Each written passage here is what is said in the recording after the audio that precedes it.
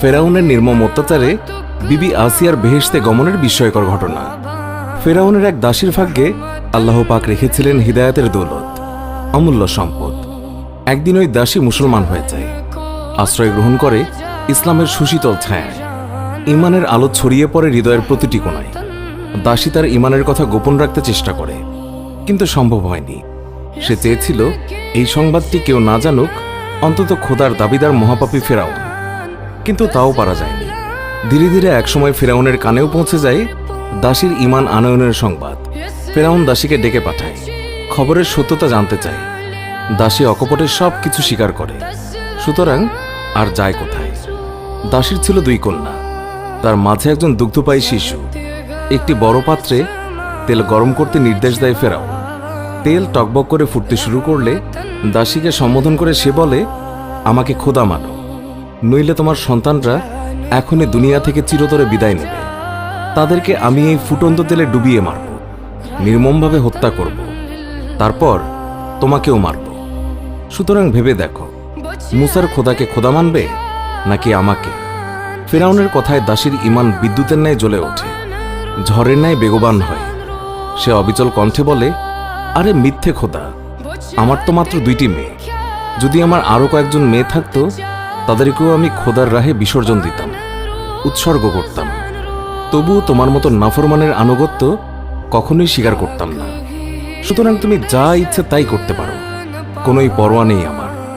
আমি তো এই ত্যাগের প্রতিদান চাইব ওই আল্লাহর কাছে, যিনি তোমারও খোদা। নিষ্ঠুর ফেরাউন আর দেরি করল না। প্রথমে তুলে নিল তার বড় মেয়েটিকে, ছেড়ে দিল ফুটন্ত তেলে।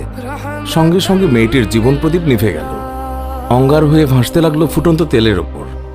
আহা, ফেরাউন কত পাষাণ! যদি কোনো মা তার সন্তানকে এইভাবে মরতে দেখে, তাহলে ওই মায়ের কেমন লাগবে, কেমন হবে তার অনুভূতি?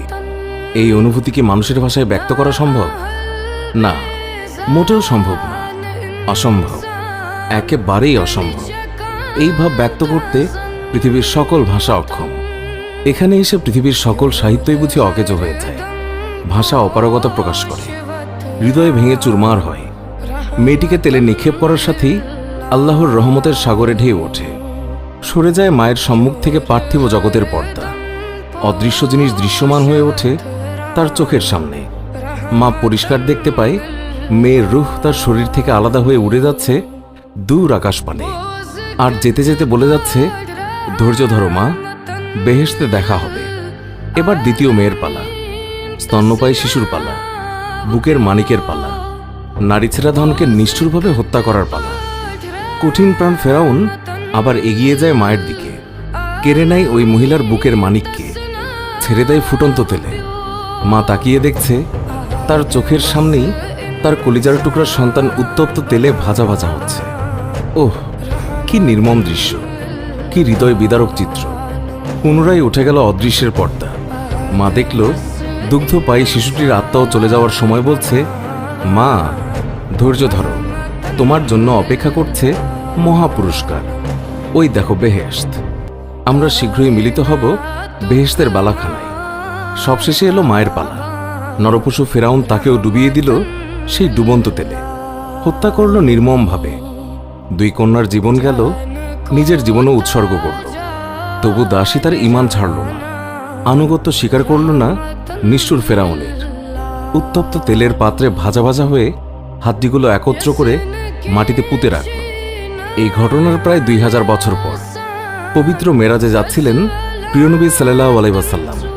তিনি যখন বায়তুল মুকাদ্দাস থেকে আকাশের দিকে যাত্রা করেন, তখন মাটির দিক থেকে বেহেশতের সুঘ্রাণ এসে তাকে বিমোহিত করে। এই পাগল করা খুশবু তাকে অভিভূত করে। বিস্ময় ভরা কণ্ঠে জিজ্ঞাসা করেন, জিব্রাইল, বেহেশতের খুশবু পাচ্ছি, কোত্থেকে আসছে এই খুশবু, কোত্থেকে আসছে এই সুঘ্রাণ? জিব্রাইল আলাইহিস সালাম বলেন, আজ থেকে 2000 বছর আগে এক ইমানদার দাসীকে তার 2 কন্যা সহ ফুটন্ত তেলে ডুবিয়ে হত্যা করেছিল নিষ্ঠুর ফেরাউন। তারপর তাদের হাড়গুলো পুঁতে রেখেছিল মাটিতে। আপনি এখন যেই সুবাস পাচ্ছেন, তা ওইসব হাড় থেকে বিচ্ছুরিত সুবাস। সুবহানাল্লাহ। আবার ফিরে আসে পূর্বের কথায়। ফেরাউনের এই বিভৎসকাণ্ড প্রত্যক্ষ করেছিল তার পরিষদের লোকজন, এমনকি পরিবারের লোকজন। প্রত্যক্ষ করেছিল তার প্রাণপ্রিয় স্ত্রী আসিয়াও। এই ঘটনা আসিয়ার মনোজগতে দারুণভাবে নাড়া দেয়, প্রচণ্ড আলোড়ন সৃষ্টি করে। সেভাবে এত শক্তিশালী কোন সেই জিনিস যার কারণে একজন মা তার চোখের সামনে সন্তান বিসর্জন দিতে পারে, অকাতরে বিলিয়ে দিতে পারে নিজের জীবনটাও। অবশেষে তার বিশ্বাস হয় একমাত্র সত্য প্রভু ছাড়া আর কারো জন্য এইভাবে জীবন দেয়াই যায় না।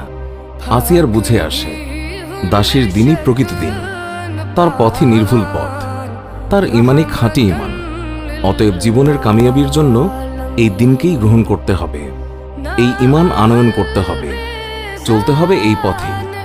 সুতরাং আসিয়া আর কালক্ষেপণ করল না। মুসা আলাইসাল্লামের রবের ওপর ইমান এনে সে মুসলমান হয়ে গেল। আসিয়া ছিল ফেরাউনের সবচেয়ে প্রিয় জীবনসঙ্গিনী। সকলের চেয়ে সে বেশি ভালোবাসত তাকে। তাই ফেরাউন যখন শুনল আসিয়া মুসলমান হয়ে গেছে, তখন তার মাথায় যেন আকাশ ভেঙে পড়ল। শুধু তাই নয়, গোটা মহলে নেমে এলো শোকের ছায়া। ফেরাউন নানা কৌশল অবলম্বন করল আসিয়াকে ফিরিয়ে আনতে, নানাভাবে তাকে বুঝালো, কিন্তু তার সব চেষ্টাই ব্যর্থ হলো। অবশেষে তাকে জেলখানায় বন্দী করল, ক্ষুধা তৃষ্ণায় কষ্ট দিল। কিন্তু ঈমান এমন এক শক্তি যা আঘাত পেলে কেবল বেড়েই চলে। যত শক্তভাবে আঘাত করা হয় ততই তার শেকড় গভীরে চলে যায়। যতই বাধা আসে, যতই প্রতিকূলতা আসে, ঈমান ততই মজবুত হয়, শক্তিশালী হয়, জ্বলে ওঠে সূর্যের মতো দীপ্ত হয়ে। তাই তো এক দুর্বল নারী ক্ষুধার যন্ত্রণায় সয়ে নিয়েছে, তৃষ্ণা কষ্ট বরদাস্ত করেছে, বেত্রাঘাতের ফয়সালা মেনে নিয়েছে। তবুও সে ফেরাউনের আবদার মানেনি, মানতে পারেনি। সবশেষে এলো এক কঠিন নির্দেশ। ফেরাউন বলল, ওকে শুলিতে চড়াও। পৃথিবীর ইতিহাসে শুলির আবিষ্কারক হলো ফেরাউন। ফাঁসির প্রথাও সেই চালু করেছে। শুলি দেওয়ার নিয়ম হলো 2 হাত 2 দিকে প্রসারিত করে 2 হাতের তালু কাঠের উপর বিছিয়ে তাতে পেরেক মারা হয়। অনুরূপভাবে পেরেক মারা হয় 2 পায়ে। অতঃপর সেই কাঠ ব্যক্তিসহ দাঁড় করানো হয়। তখন সেই ব্যক্তি অসীম যন্ত্রণায় দগ্ধ হয়ে কাতরাতে কাতরাতে সেখানেই প্রাণ ত্যাগ করে। ফেরাউনের নির্দেশে আসিয়াকে শুলিতে চড়ানোর প্রস্তুতি শুরু হলো। তুলতুলে নরম হাত, যেই হাত কোনোদিন শক্ত তৃণ স্পর্শ করেনি, সেই রেশম কোমল হাতে লোহার পেরেক মারা হলো। যেই পা কোনোদিনও শক্ত ভূমি মারায়নি, সেই পায়েও ঢুকানো হলো লৌহ পেরেক। শুধু কি তাই? না, শুধু এইটুকু কষ্ট দিয়েই পাষণ্ড ফেরাউন ক্ষান্ত হয়নি। সে পুনরায় নির্দেশ দিল, ওর দেহ থেকে চামড়া আলাদা করে নাও, অত্যাচারের মাত্রা বাড়িয়ে দাও। সঙ্গে সঙ্গে সেই নির্দেশও পালন করা হলো। এই কঠিন অবস্থায় আসিয়া আল্লাহ তাআলার দরবারে দোয়া করল। তার সেই দোয়ায় সেদিন আল্লাহ তাআলার আরশ পর্যন্ত কেঁপে উঠেছিল। আসিয়ার এই দোয়াকে আল্লাহ তাআলা এমনভাবে কবুল করেছিলেন, পরবর্তীতে সেটাকে পবিত্র কোরআনের অংশ বানিয়ে দিয়েছেন। কিয়ামত পর্যন্ত উম্মত কোরআন তেলাওয়াত করবে। আল্লাহ পাক ফেরেশতাকে বললেন, আসিয়ার চোখের সামনের পর্দা সরিয়ে দাও, অদৃশ্যকে করে দাও দৃশ্যমান, দেখিয়ে দাও তাকে বেহেশতের সেই ঘর যেখানে সে চিরকাল থাকবে। নির্দেশ পালিত হলো সঙ্গে সঙ্গে। তখন শুলিতে ঝুলতে ঝুলতে আসিয়া প্রত্যক্ষ করছিল বেহেশতে নির্মিত তার বসবাসের ঘর। বেহেশতের ঘর প্রত্যক্ষ করতেই আল্লাহ তাআলার নির্দেশে ফেরেশতা তার রূহ কবজ করে নেয় এবং তার দ্বিতীয় দোয়াও কবুল হয়। সে মুক্তি পায় ফেরাউনের অত্যাচার থেকে, মুক্তি পায় অত্যাচারী